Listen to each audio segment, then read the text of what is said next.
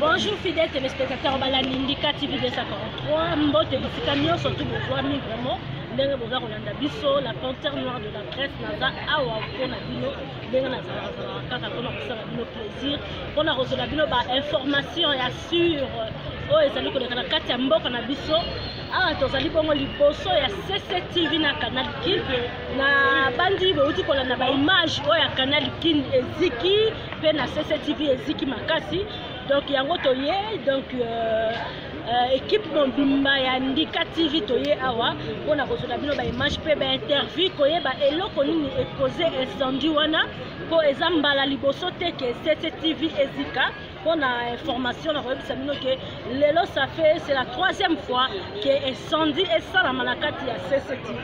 C'est pour ça on est là donc il faut koyeba pourquoi chaque fois ba incendie ezo salama na CCTV pe na Canal King incendie yango euti wapi ebandaki na CCTV ebandaki na Canal King to ebandaki esika nini po ekoma na modèle o bomonaki ndenge ziki vraiment makasi donc toza wana na kozala bino ba interview ya ba journaliste nyonso tout oyo ya CCTV ba cameraman ba monteur donc équipe mobimba oyo esalaka na CCTV oyo esalaka na Canal King tokozwa ba interview na bango po toyeba nini vraiment esali ke pour la 3e fois encore CCTV na Canal King ezika euti wapi nini ekozaka ba incendie wana donc merci na bino nyonso tozala toujours branché mpona kozwa information ya sir bozwa ba interview ya bandeko oyo baza awa boyeba eloko nini esalami eloko nini ekoze incendie wana oyo ya ngai ya bino Anya Star la panthère noire bolingaka mingi donc naza wana mpona bino j'étais un peu malade yango bomona ngai te mikolo oyo mais sikoyo déjà masolo ebandi masolo ezongi ndenge ezalaka kaka donc bosabone massivement na Ndika 243 TV donc d'information na bino eza toujours wana merci tokutana bongo na bandeko ya CCTV mpona koyeba cause ya incendie oyo eleki awa euti wapi pe ebandi ndenge merci. Merci la Ndika TV ndenge tolobaki kaka tozokontinue na bainterview awa tozali bongo na mwana mboka Michel azali moko ya bajournaliste ya CCTV na émission oyo ya kioske oyo bolandaka mbote mama Anya mbote Anya Star ça mbote na bana yosu ya internaute par rapport à na monde entier merci na interview na biso tolingi toyeba eloko nini esali ke incendie esalama lisusu lelo na mokolo ya lelo ya lundi na CCTV po bato baza kokamwa modèle esalami bazoyeba te nini eza cause. En fait, à cause, en tout cas pour l'instant, pour éviter, on a mis parce que nous avons des bandits, des bandits dans la studio radio, en tout cas, et il y a un malaka comme Baganga. Donc, et surtout, on a besoin de Nyoso. Donc, on va la flamme, on va tout le monde. Pas moyen de récupérer, même pas un micro, on n'est pas studio. Mot de Zure, Régie TV, CCTV et qui a plateau TV, CCTV, les zones de la rédaction et qui a bureau, il y a programme, les zones de bureau, il y a superviseur radio, il y a chef de personnel et puis il soit régie, il y a Canal Télévision. Donc dans la 3e niveau, il y a même le haut, tout le monde a par exemple l'image. Donc c'était surprenant pour nous tous, pour le Biango, pour la 3e fois, les locaux, CCTV, CKTV, Radio Liberté et Tumbama, pour l'instant, on ne sait pas dire concrètement qu'est-ce qui s'est passé, comme à niveau, mais on était tous surpris. On a vu ce personnel, on a battu sur l'image. Merci pour la boca. Mais Batumi, parce qu'on a posé un problème, moi, on a est-ce que vous avez la possibilité de côté peut-être d'arriver à la pompier, la moi, ma coquille, on a pas de soucis, mais quand on est pour récupérer la boulot que ça qui n'a réussi parce que ça perd, il y a bien de voler exactement. Malheureusement, de Béni, Bandéclaviso et à incendie.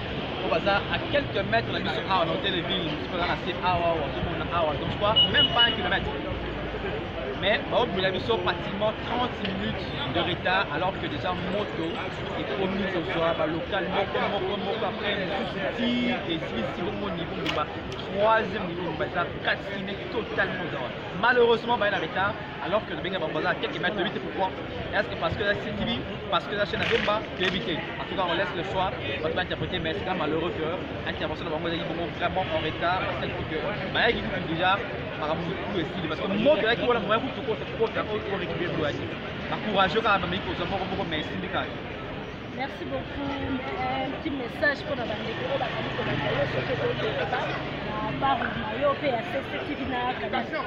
voilà, tu as vu si les Congolais sont dans le monde entier, ils sont un peu partout, ils passent la vie dans le monde, mais tu rappelles que c'est la 3e fois que tu as été victime d'un incendie à Boé. Criminel, un attentat, de éviter, en tout cas pour l'instant on ne sait pas déterminer, mais c'est malheureux, c'est douloureux pour la vie soignée, pour la vie également. Mais détermination de la vie sur les Makassi, forte, et la vie personnel, c'est civique, c'est Radio Liberté, Canal Télévision, et aussi Naba équipe dirigeante Nyoso, au déjà s'attirer que dans le tout prochain jour, en tout cas le plus tôt possible, parce que sans athée, le peuple, oui, la vérité. C'est ça. Mais en tout cas, tu rassures, Bandeko. Merci Mingi, la compréhension de la Bino, merci à soutenir la Bino un peu partout, on appelle la Bino, mais tu as déterminé, malgré tout, pour nous la Bongo, toujours proche de la population congolaise partout dans le monde. C'est sûr pour la vérité. Merci beaucoup. Merci Maman. Merci beaucoup à vous, fidèles téléspectateurs. On est toujours là, on continue avec les interviews. Donc, nous allons continuer. Voter la Bino Moko, Bozomona, donc, Basa Pende Belé, un journaliste, il y a ma chaîne Moussous Bazali, Awa, OP Bazala, na CCTV, na Canal Kidukala, Bayepe Kokabola Mawa, na Bandeko na Bango. Donc, on est encore là. Donc, vous allez toujours branché na Ndika 243 TV. Donc, tu continues à intervenir. Donc, qu'il est là, nous avons qu'à vie. Donc, tu as continuer. On appelle la police et Zoya, tu as évité. Ce qui est constant, la police est salie. Na incendie, 3e incendie, où est salami lelo. Donc, on est là, on verra. C'est que nous sommes au temple. On est là. Merci.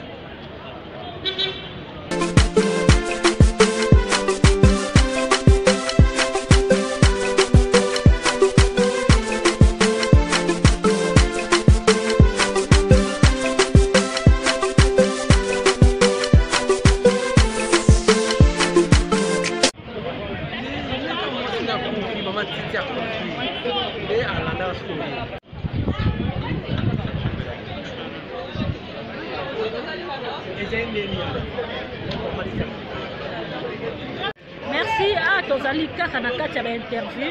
À ce que ce monsieur Jacques Kalonji, journaliste, analyste, na CCTV, vraiment canal qui n'est kaki parce que bango baza bakoyo bamoni incendie wana ndenge salami kozika wana ndenge salami bango nde bamoni yango biso tomoni yango kana musika tokozwa moi message ifote mais donc kende merci tobiki nanu toyeba mpe batelespectateur baza na besoin ya koyona bino bakozalaki sur place oyambi likambo yango ndenge nini moto wana kozika wana ndenge ekomeli bino boyambi yango ndenge nini. Voilà, ils ont passé parce que le père de l'Église. Quand on a le bateau, c'est-à-dire les groupes de presse, Canal King Télévision, Canal Congo Télévision, CCTV, Perali, Radio Liberté, Kinshasa, Mission Stoza, le bâtiment Moko. Et incident waneye, incendie et salemi, et zikisi, nyonso, sauf et l'eau comme rotética. Donc, biloko nyonso et tumbami, yoza journaliste yebi, ba équipement na biso, il y a diffusion, il y a production, nyonso moto. Donc, et pour pendant un moment on a télémi, c'est pratiquement un chômeur. Donc, on ne sait pas quoi faire. Na heure ezakoya, donc rôle en Kanatongo, toye. Et pour n'a juste koningisa maboko, mais eloko moko ya kosala ezate, voilà impression à liboso, sentiment à liboso, ils a regret wana, passion wana motema, on a tout perdu pratiquement pour la kosala musala. Merci beaucoup Jacques Tomito eba. Est-ce que c'est incendie moko naturel ou bien causé na eloko moko ta mususu mwa moto moko boye to mutunda causé ou bien ezali biso pe to comprendre te eloko usi ko koma et bandi juste 2-3 minutes après que si ça n'a émission à plateau de la moni bato azobele langa bimambanga. Bon, j'ai cru que c'était un peu de la blague hein, entre amis tout ça, mais finalement la moni milange bandi ko uta bikolo zoko koya tant on a bimi na télé mesika bato bazana la moni que bâtiment ezako zo moto. Bon, souci ezaki que nous soit biloko na tikaki na kati, c'était impossible ya kozonga parce que moto zo kita escalier et kititi na plateau pour télé émission sur les banda ezaki vers 12h10. des motos on est bandit après 50 minutes ça vient à 13h juste tout le bâtiment troisième niveau nyonso ezaki ya kosila ndenge ozomona ngo na ba image na moment oyo toza na difficulté ya koloba cause réelle na tolobi na communiqué de presse na biso que totiki banquête ezala mosala bayeba exactement problème euti na niveau nini. Mais nous avons tous constaté, na biso de constater que le bâtiment Eziki, on a tout perdu. Et voilà, le résultat et enquête, je vais vous dire exactement avec beaucoup plus de précision ce qui s'est passé. Merci M. Jacques. À part le matériel, au perdre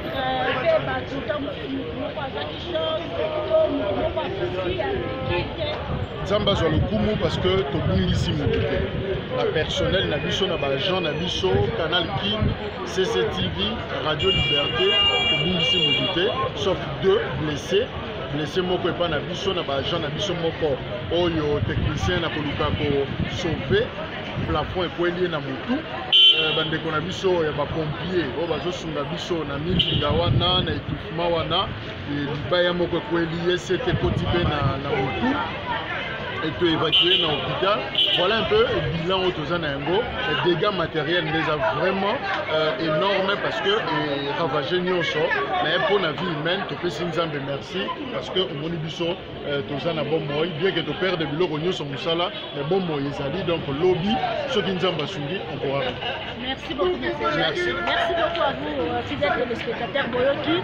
Donc 2 blessés, mais comme Soussou, Zali Malamou, donc place vous pouvez vous faire. La kimia to komi déjà na suka ya na lelo donc na kasi bino kaka merci et puis bomoni ni susu likama oyo uti ko kolela bandeko ya ba motar oyo ba sala ba taxi moto na kati ya Kinshasa awa ba wewa o to bengaka ba zuli kama moko na bango ba beti masasi pa ya colonel moko boye na jipi ya la police donc bokoyo kaka bango moko ndenge balobi na kati ya message na bango et puis biso na bino to susu ko ya kana CCTV et ça va aussi pour la wewa donc ils vont la nana le bino ko tela ni non ne suit ba yedo lo ba bino ba to tseke ni wa ba te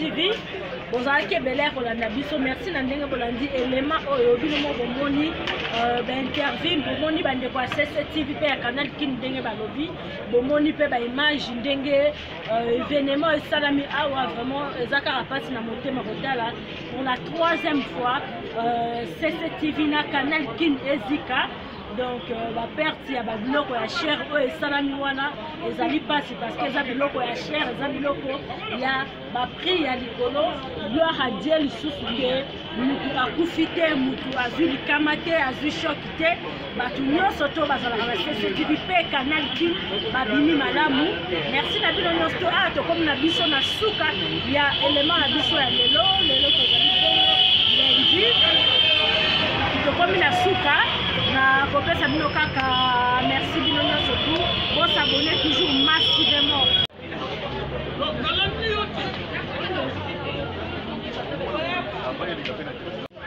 Masa makamwa babe eleki awa yoso obeta baplan otape place yango obeta biloko yango tete bapeso